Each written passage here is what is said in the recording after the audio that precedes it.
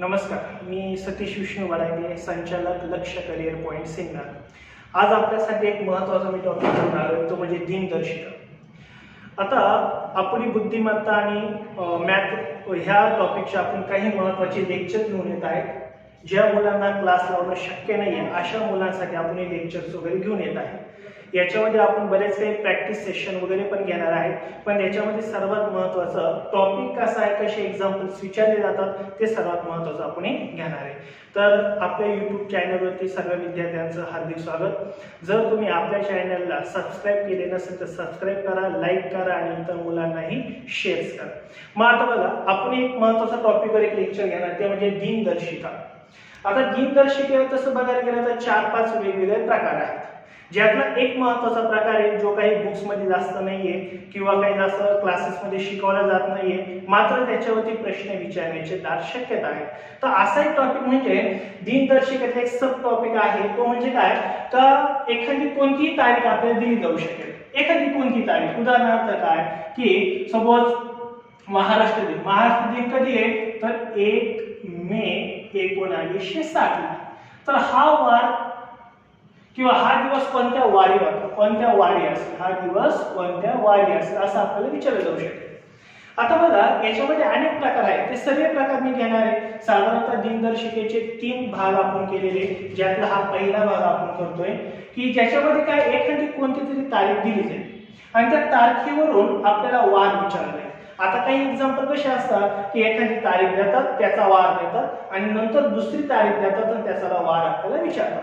मात्र आता हा आपण एक नवीन प्रकार बघणार आहे की ज्याच्यामध्ये एक कोणती तरी तारीख दिली जाईल आणि ती तारीख कोणत्या वारी होती हे आपल्याला विचारलं जाईल. मग कोणता पण वार असेल किंवा कोणतीही तारीख असेल.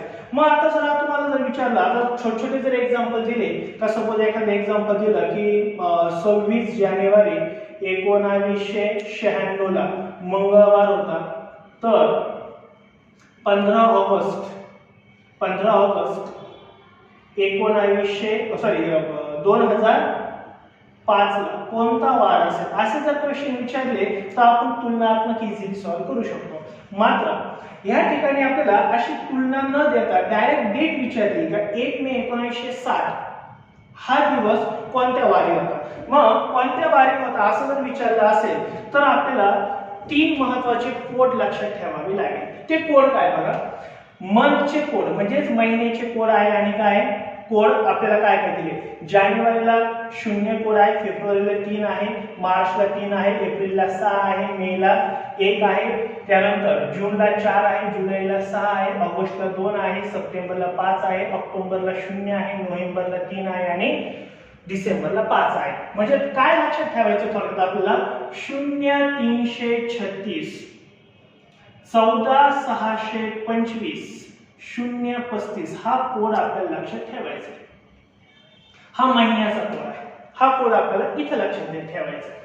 आता काय कोड आहे, कसा आहे ते तुम्हाला मी एक्झाम्पल मध्ये सांगणार आहे. दुसरा कोड आपल्याला लक्षात ठेवायचा आहे डेचा. मग रविवारी 0, सोमवारी 1, मंगळवारी 2, बुधवारी 3, गुरुवारी 4, शुक्रवारी 5 आणि शनिवारी 6 हा एक कोड लक्षात ठेवायचा. काय तुम्हाला पुढे गेलं सांगतो. आणि शतक, सेंचुरी शिवाजी महाराजांच्या काळापासून जरी आपण विचार केला तरी तेव्हापासूनच्या आपण सर्व तारखा किंवा वार आपण सांगू शकतो. मग 1600 ते 1699 याच्यामध्ये कोड आहे 6, 1700 ते 1790 याचा कोड आहे 4, 1800 ते 1890 याचा कोड आहे 2 आणि 1900 ते 1999 याचा कोड आहे 0.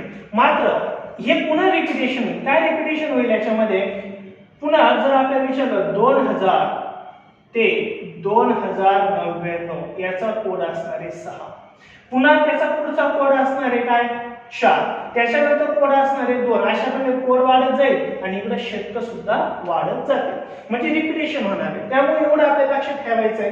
मग हे कोड, हे 3 टेबल आपल्याला प्रामुख्याने लक्षात ठेवायचे. मग आता सपोज क्वेश्चन आपल्याला विचारला आहे 1 मे 1960 ला कोणता वार होता, एवढं आपल्याला विचारलेलं आहे. मग हे एक्झाम्पल सॉल्व्ह करताना आपल्याला 3 स्टेप मानावं लागतील. कशा मानायचे ते आपण बघू. ज्यातली पहिली स्टेप काय करायचं, ती तारीख आणि त्या तारखेचं वर्ष यांची करायची बेरीज. काय मग 1 अधिक 60 भागिले, आता भागिले करायचे 7. का भागिले 7 करायचे? तर आपल्याला माहितच आहे दिनदर्शिकेमध्ये दर 7 दिवसांनी येणारा वार काय होतो तोच असतो, म्हणून प्रत्येक ठिकाणी आपण भागिले काय करणार आहे 7 करणार आहे. आता हिची जी काही बाकी उरेल मग ती काढायची, आपल्याला बाकी काढायची. मग आता बघा 7 अधिक 1 किती होणार आहे 61. 61 भागिले 7. जर याचा भागाकार आपण केला 7 1 7. आता इथं 7 7 एकोणपन्नासाठी 8 किती होणार आहे किंवा 7 7 एकोणपन्नासाठी 8 56. 56 किती 61. तर 56 आणि 61 किती होणार आहे, तर बाकी उरणार आहे आपली 5. इथं बाकी किती उरली 5. कारण की 7 7 साठी 49 साठी 8 किती होणार आहे 56. 56 आणि किती 61 5 61. मग यांची बाकी किती येणार आहे 5. ही झाली पहिली स्टेप. सेकंड स्टेप काय करायची बघा आपल्याला. सेकंड स्टेप आपल्याला लीप वर्ष किती ते शोधायची. लीप वर्ष, आता लीप वर्ष म्हणजे काय की ज्या वर्षाला 4 ने भाग जातो किंवा ज्या वर्षाच्या शेवट 2 शून्य असतात अशा संख्येला आपण लीप वर्ष म्हणतो. आणि लीप वर्षामध्ये सर्वात महत्त्वाचं काय असतं तर 29 फेब्रुवारी ही तारीख असते लीप वर्षाची. 29 फेब्रुवारी आणि ही दर 4 वर्षांनी येते. मग ह्या कालावधीमध्ये एकूण लीप वर्ष किती ते आपल्याला बघायचे. तर 1900 पासून तर 60 पर्यंत, याचा अर्थ या 60 वर्षांमध्ये लीप वर्ष किती 1900 पासून तर 60 पर्यंत. 1970 चा जरी कालावधी असता तर 1900 पासून तर 70 पर्यंत म्हणजे 70 वर्षात एकूण किती लीप वर्ष आहे. आता इथे आपल्याला काय शोधायचंय 60 वर्षात किती लीप वर्ष आहे. जसं मी तुम्हाला सांगितलं लीप वर्ष दर किती वर्षांनी येतं 4 वर्षांनी. लीप वर्ष दर 4 वर्षांनी येतं म्हणजे 4 वर्षांनी एक लीप वर्ष, 8 वर्षांनी 2 लीप वर्ष. मग 60 वर्षात जर लीप वर्ष काढायचं असेल तर भागिले काय करायला लागतं 4. तर किती होणार आहे 15 4 60 म्हणजे लीप वर्ष किती येणार आहे 15. हे आले लीप वर्ष 15. आता शेवटची तिसरी स्टेप काय करायची. खूप सिंपल एक्झाम्पल आहे. पहिले ते कळायला थोडंसं तुम्हाला जड जाईल, पण तुम्ही एकदा दोनदा जर ही व्हिडिओ जर बघितली तर कोणतेही एक्झाम्पल इझिली सॉल्व्ह करू शकतात. विदिन 5-10 सेकंदात सॉल्व्ह करू शकतात. आता तिसरी स्टेप काय करायची बघा, एक योग्य लक्ष द्या व्यवस्थित बघा. तिसरी स्टेप काय करायची आपल्याला सर्वात महत्त्वाचं पहिल्या स्टेपची बाकी अधिक लीप वर्ष. लीप वर्षाची किती होते 15 अधिक काय करायचे बघा. आता आपल्याला ह्या टेबल घ्यायचं दशकाच्या टेबल मध्ये. मग आता ही तारीख किती 1960 ची. मग 1960 हे कसे देतात ते याच्यामध्ये येत आहे 1900 पासून तर 1999. मग याच्यासाठी किती अंक घ्यायचा आपल्याला 0. तो 0 आपल्याला याच्यामध्ये ऍड करायचा. काय करायचा तो 0 आपल्याला याच्यामध्ये ऍड करायचा. आणि सर्वात महत्त्वाचं प्लस इथं महिना कोणता दिलाय बरं मे महिना दिलाय. आणि मे महिन्यासाठी कोणता कोड आहे 1 आहे. मे महिन्यासाठी कोणता कोड आहे 1. तो सुद्धा आपल्याला घ्यायचा. या सर्वांची काय करायची बेरीज. पुन्हा सांगतो मी काय केलं बघा. इथं काय घेतले पहिल्या स्टेपचे बाकी असलेले दिवस. इथं काय घेतले एकूण लीप वर्ष घेतले. एकूण लीप वर्ष इथं काय घेतलं मी शतकाचा कोड घेतला. आणि इथं काय घेतला महिन्याचा कोड. महिन्याचा कोड घेतला. मग या सर्वांची बेरीज जर केली तर 5 अधिक 15 20 20 अधिक 0 अधिक 1 म्हणजे किती होणार आहे 21. आणि 21 भागिले किती आहे 7. का भागिले पुन्हा 7 करायचं कारण की दर 7 दिवसांनी येणारा वार तोच असतो.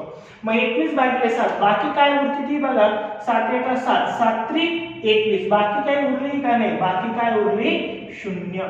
बाकी काय उरली 0. बस एवढंच करायचं. आता बाकी 0 उरली ना तर नेमकी त्या दिवशी कोणता वार आहे तो ह्या टेबल मधून घ्यायचा. आता 0 कुठे बघायला मिळतो आपल्याला तर रविवारी.